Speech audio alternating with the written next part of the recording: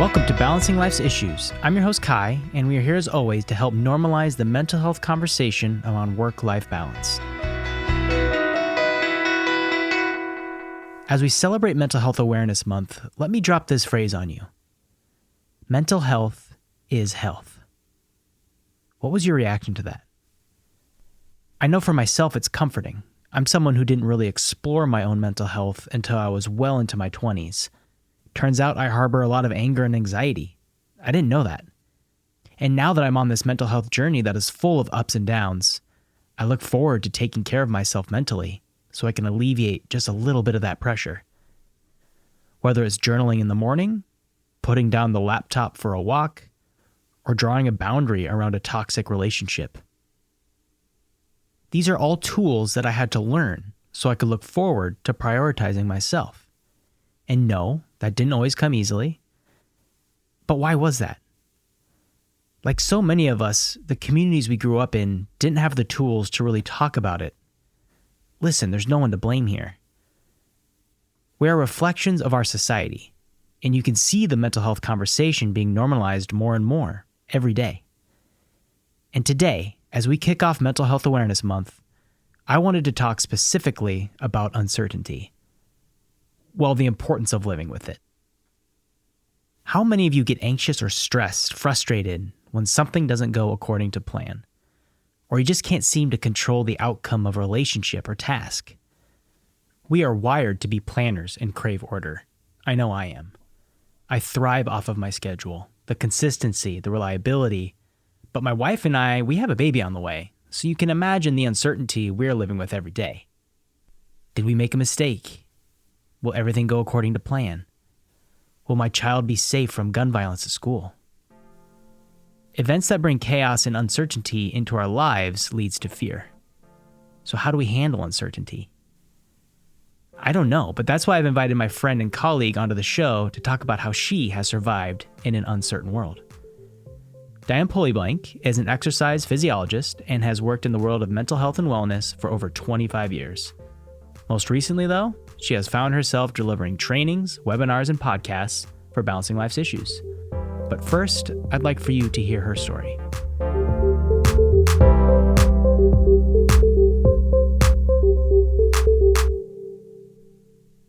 Almost 10 years ago, I guess, I started getting, I coughed an awful lot at one point, and my ribs started to really hurt. And I went to my GP, and I said, and he did all kinds of tests, and he said, I can't really find anything, but it kept on recurring. And I went back again, and he did another test, and it turned out I have bone marrow cancer, or what's called multiple myeloma. So I started treatment for that, ended up having a bone marrow transplant in 2014, and then I was fine for a while. Everything was great. Then my number started going in the wrong direction. I had another bone marrow transplant in 2016. Everything was great for about 4 years. And then, of course, things started going south again.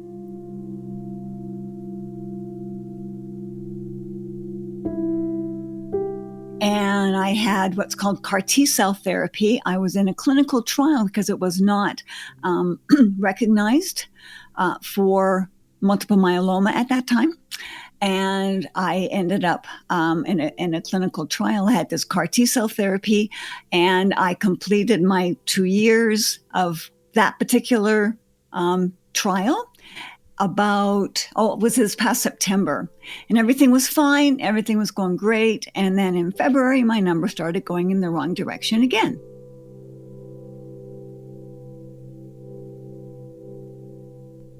So my doctor said, well, we're going to have to start looking at what else to do. And probably in the next 3 to 6 months, you're going to need to have something else done. And he gave me 5 different alternatives. And the one that we kind of settled on is, it actually is another clinical trial. And it is one that would require me to be in the hospital for 10 days to 2 weeks, and then get a treatment every 6 weeks for 2 years. So what that did to me is it put me in limbo.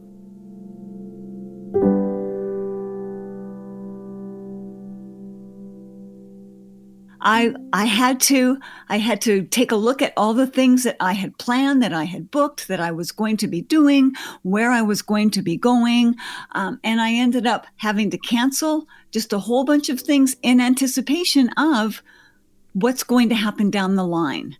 And that is still going on. So every 6 weeks now, I have blood work done, and then I have an appointment with my doctor. I actually had one today, and things were stable as of today. So we'll look again in another 6 weeks, which means I can plan for the next 6 weeks. And then I don't know what's going to happen after that.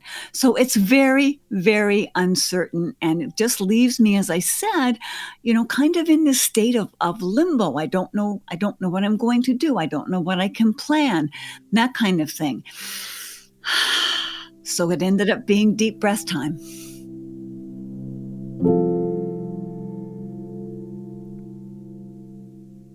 Thank you so much for sharing. I know it takes a lot of courage to be able to do that. Thank you. So as you talk about adjusting to the cadence of life, right? That no matter, I think, where you are in life changes anyways, but for you, it seems to be changing an awful lot.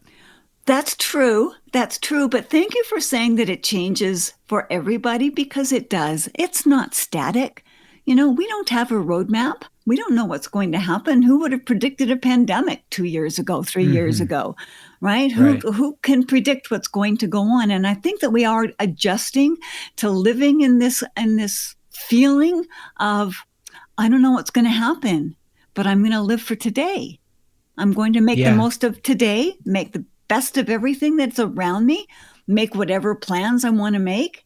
And if they have to be changed, they have to be changed. Sure. You had mentioned a soon-to-be dad over here. We're due July 3rd. So, yeah, we just hit 31 weeks. Oh, that's so exciting. Congratulations. Thank you so much. And I shouldn't say we. I should say my wife just hit 31 weeks. I'm here to help pick up the slack as needed. I know. The two of you hit 31 weeks together. I will guarantee you that. Well, and, I think that's kind of where I've lived the last, I'd say, couple months especially. I think unfortunately, it took some time for me to kind of get around to the idea of like, oh, you're going to be a dad, because my body didn't change overnight. My behaviors didn't change overnight. And so as I've navigated that uncertainty within myself, the things that come out to me are, will my baby be born okay? Will my wife be okay in the delivery room? Will my child be safe at preschool? Will we be safe at the grocery store? I think these are the unfortunate uncertainties that have been really present in my life recently. And I guess just for you, what kinds of things do you do to help balance yourself and when it comes to like this living with uncertainty? Okay. Well, as I said, I do try to wake up every morning going, yay. I woke up. Oh, that's so hard some mornings. It is. And then take that nice deep breath, figure out what's going on during the day, because I'm certain that, I haven't stopped planning things. I have put some things on the back burner, but I haven't stopped planning things. So I go, okay, so this is what my day is going to be like today. And I do actually really try to make time every single day to at least get a really nice outdoor walk. Doesn't matter what the weather is, unless it's pouring rain and it's a monsoon. I don't do it then. the last few days. The last few days, yes. But get outside, get a nice walk, get some exercise in, do some really nice deep breathing, do some stretching. Just make sure that I take care of me, because nobody else is going to do that. And I can't take care of anybody else if I'm not Yeah. taking care of me. So that's kind of, what I do. I do not sort of ruminate and say, oh, this is just terrible, and the future is not very good. And actually, when I meet my friends and we go for a walk or we do dinner or we whatever, I start off with the ground rules. Okay. I set the boundaries, first of all. I say there are two things. First of all, we're not talking about my medical condition. I'm fine. We're not talking about it, period. And second, we're not talking politics. There you go. And those are the ground rules. We can talk about anything else. But as soon as the ground rules are set, I think that really helps everybody to just move on and move forward, Yeah. And that's so interesting you bring that up, because I think there are people in our lives who may be affected by a medical condition or some sort of tragedy, or if not them directly, they have someone in their life that is affected by something. And sometimes as a friend or even a partner or whatever relationship it is, sometimes it's hard to approach that person, because you want to offer support, but sometimes it's hard to know what to say when someone is dealing with these kinds of things. Yeah. And so to me, setting the boundaries right at the get-go, I think that really helps. It helps me, absolutely. And it knows, and if people don't know what your boundaries are, they don't know when they've overstepped them. Yeah. And so, just being able to say, this is, these two things are off the board. Absolutely. And if they stray into that, I go, no. Not talking about that. So focus. Let's just move on. So when you're dealing with uncertainty, focusing on what you can control. Absolutely. Because there's so much that's not within our control that we think should be. And we have to recognize that, no, we don't get to control it all. We really don't. So, this is what I have control over. I have oversight of, whatever you want to call it. And that's where I'm going to make my focus. Doesn't mean that you put on blinders and say, oh, there's nothing else out there, because there is. There's other stuff out there. Yeah. But, you just get your focus going in the direction that is going to do the best for you, your family, your friends, and everybody that you meet. When it comes to inability to control something, the book I'm reading about kind of what's happening to my wife right now through this pregnancy, what's going to happen to her in the living room, the weeks after. It's a very data-driven approach, the book is, which I really appreciate. It just kind of takes a lot of the science of it all and just kind of, because, you can go on the internet and find an answer to anything or go find what you want to hear. Of course. But I appreciate this book's view on kind of just taking information and being like, hey, here's the data, and you can make a decision about that. But the book also points out that just because we have data doesn't mean you're in control. Right. Exactly.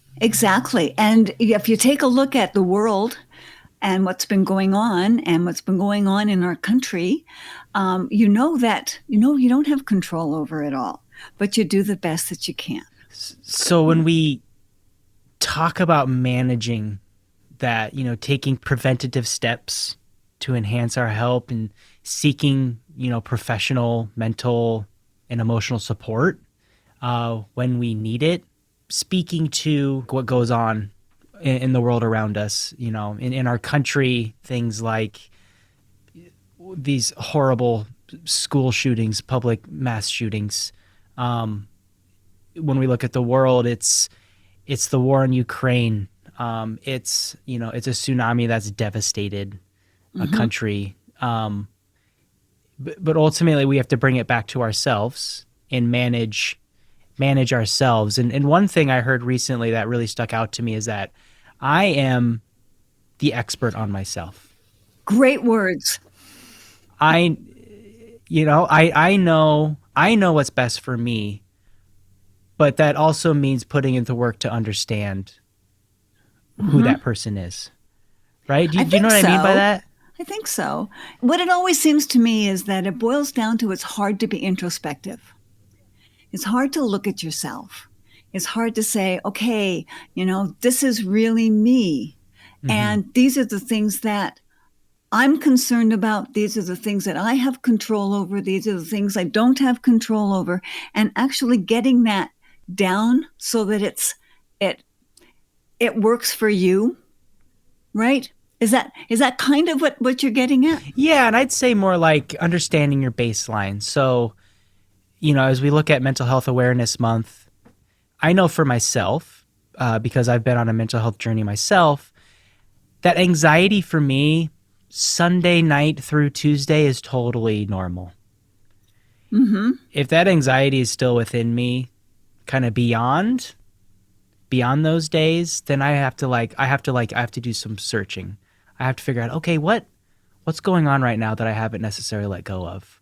Uh-huh. Oh, interesting. Uh-huh. So when I Yeah. talk about baseline, that's like what I'm referring to. So like I think for yourself, do you have an idea of what your baseline is as you navigate like your medical condition?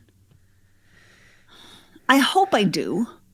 I hope I do. I think that, my baseline really is everything's okay until it's not, and we'll deal with it then. Mm, I don't, I, I've gone through the whole thing of worrying and being upset and the not knowing what's going to happen, the uncertainty of the future. And I finally went, stop it. yeah. Just Stop. everything is fine until it's not. Yeah. And then something else will come up. I know when I was first diagnosed, they said, okay, well, lifespan is 8 to 10 years. Wow. But everything's changing, they said. And I said, this particular disease, things are changing every single year. And every year in December, there's a new conference where they show everything that's new that's going on out there, Mhm. right? And that's what's happening, that there is so much research being done into, I'm very lucky. There's so much research being done into my disease that there are different options. Like, 3 years ago, there would not have been CAR T cell treatment for this. It just wouldn't. CAR T cell is where they take out your T cells and they re-engineer them and then put them back to fight the cancer that may come up again. That didn't exist 3 years ago. So, there's stuff on the horizon. And as long as you keep looking, oh, there's the horizon. It's Yeah. over there. Yeah, it's good. It's good. Wow. So I think my horizon is, a baby boy, nice and healthy in our arms, Yes. July 3rd Yes. at some point. So exciting. So can I ask you, what were some uncertainties you had, when you had your first child? Well, let me tell you, I was overseas. I was living in France in Grenoble. My husband was we had decided together that we would accept this position at the University of Grenoble, and he was a professor. And then I became pregnant, and I went to a doctor. They said, yes, you're pregnant. Now you have to go call the hospital and book your appointment to have the baby. I said, okay. This was in February. I was due in July. We called the hospital and they said, oh, sorry, we're full. What? That's not how it works. Sorry, we're full. No. And of course, it was my husband who called and he said, what about August? Mm-hmm. And they said, no. And they said, so I ended up at a private clinic instead, with a wonderful midwife and a great OBGYN. He was fabulous. And, but then you have this thing that you don't really know what to do with. All of a sudden, one day you didn't have it and the next day you do. Right? Yeah. And so the learning curve started. It was pretty steep right then. And the uncertainties, I didn't have family around. Okay. We were spending 1 year in Grenoble and then we were moving to Germany. So I was going to have to completely change cultures again with a newborn. Wow. She was 2 months old when we moved. Just all of these things, you don't know what's going to happen. And yet, you know what? You go with the flow. You just Go with the flow. You go with the flow. You just say, okay, all right, I have a place to live. Good. I don't speak German. I'll learn. Mm-hmm. And I did. I did speak French, and I was actually very lucky. I went up to all the markets, and we were in Bonn in Germany, and I went to all the markets, and I found a greengrocer who spoke French, and somebody else who spoke English. And, and you get through that way. And it's not that you know what's going to happen, because you don't. Yeah. You just don't. Life is not pre-planned. And if anybody tries to make it pre-planned, that's when all the problems happen to arise. I was gonna say, yeah, and I thrive with my checklist. I thrive off of my schedule, and if I'm knocked off my schedule a little bit, I get a little, I can't. So going with the flow, embracing chaos, that will be the new version of life. And just accepting it all as a challenge, and understanding how much you're going to grow from it. Yeah. And how much you're going to learn, even when like this little tiny thing comes out and you're learning from that person from that very moment on. Yeah. And for the whole rest of your life, Right. You're going to learn from that person too. Yeah. And a friend put it to me this way, who they have 2 little ones down the street from us here. And he said to me, yeah, it's your life's going to change overnight, but you can't imagine a life without them after that. Yep. And I was like, that is so that's true. Profound. That you is take a heavy. look at it and you go, okay, from one day to the next, it flipped. And I wouldn't have it any other way. Well, thank you so much for joining me. I really appreciate your time and your courage. Oh, it's my pleasure. Thank you for having me, Kai.